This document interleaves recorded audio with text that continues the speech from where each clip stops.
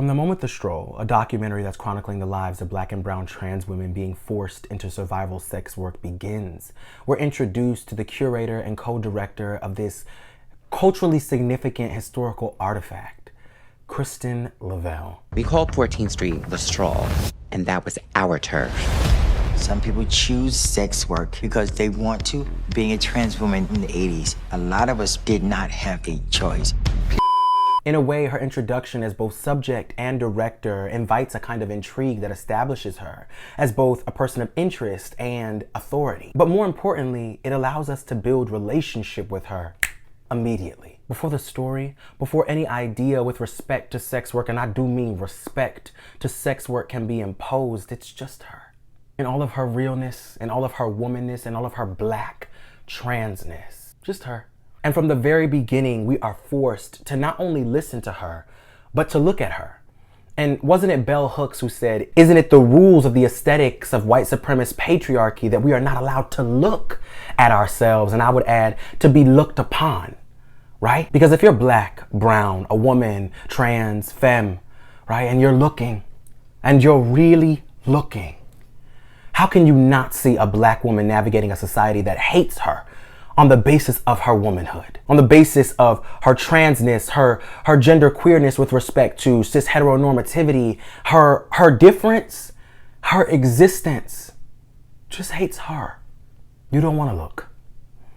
Because if you look and you're really looking, how can you not see yourself? Hey, homegirl, homeboy, and the homies. Welcome and welcome back to my corner of the internet. If this is your first time ever seeing my face, my name is Herbie Revalis. My pronouns are he, she, him, her, hers, and herses. And yes, that does mean that I wear pants, skirts, pearls, and purses, darling. Today's video is actually going to be a very heavy one for me. Yeah. First, before we get into the heaviness, get into the turtleneck again. This is her third or fourth appearance. And also, let's get into the fact that there's no mic. Firstly, the turtleneck. The turtleneck is here because I figure when I get more serious, I want to have a consistent theme so that you know and I know this is a serious video, okay? Leave the jokes at the door. Take your shoes off. Take your detachable titties off if you've got them. And that's to my drag queens and those who like to play with detachable titties. And enter this space with respect, with an open mind and an open heart.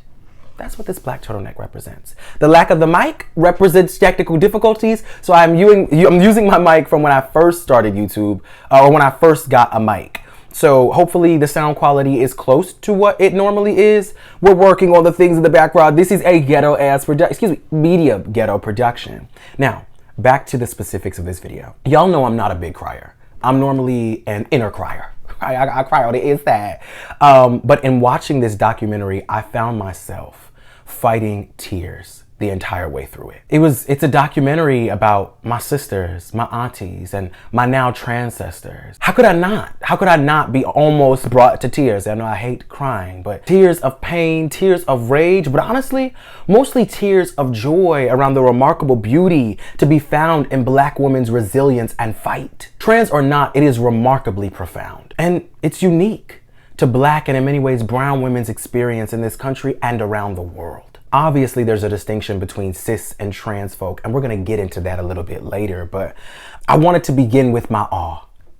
I am in awe of you, Black woman, no matter how you've come to your womanhood. Because if there's one thing that remains true, unfortunately, it is that in your path to Black womanhood, resilience is necessary.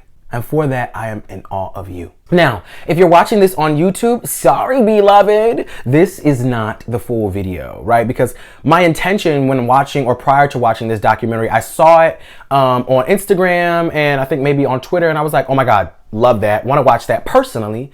And then the more I watched the trailer, I'm like, oh my God, I knew that I was gonna develop ideas and that it was gonna bring out a radical side of me. So my idea was to watch it, develop some ideas, and draft a video for my Patreon. Y'all know I do Patreon videos exclusive for my Patreon viewers because I knew that this was gonna be intimate, right? And it was gonna be radical. I could not have anticipated the impact that this would have had on me. So with respect to my patrons, the bulk of this video will still be exclusive to Patreon. You know, I know, don't hate me.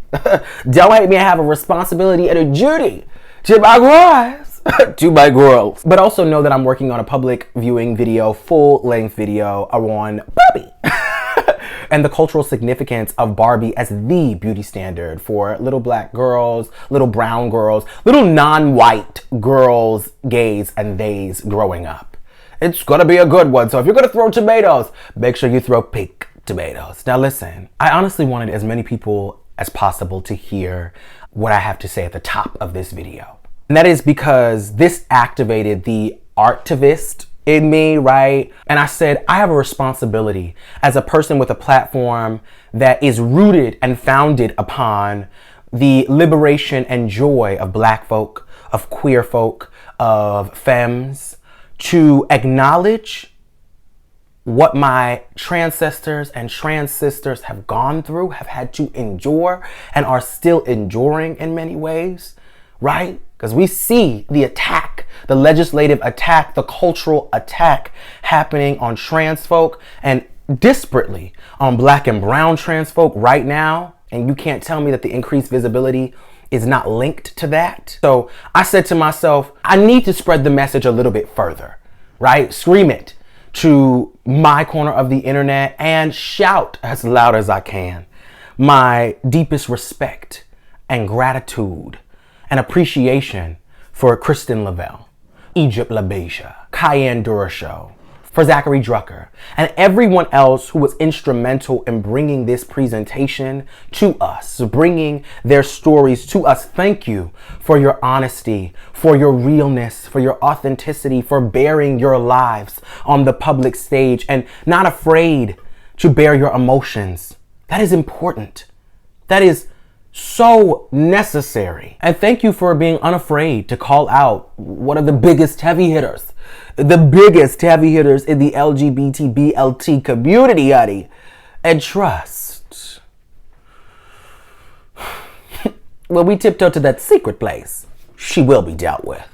But I need to say here on the public page, this documentary was brilliant. And it does so much to humanize and to further womanize black and brown trans women. Because when you witness the personal stories, when you hear the anecdotes, and you see the lengths that these women were willing to go to survive as themselves, to find work as themselves, to merely exist as themselves, how can you walk away thinking that they chose this? How can you say that they are pretending to be something that they're not, or further weaponize their experience by parroting that idea that they're stealing womanhood from cis women?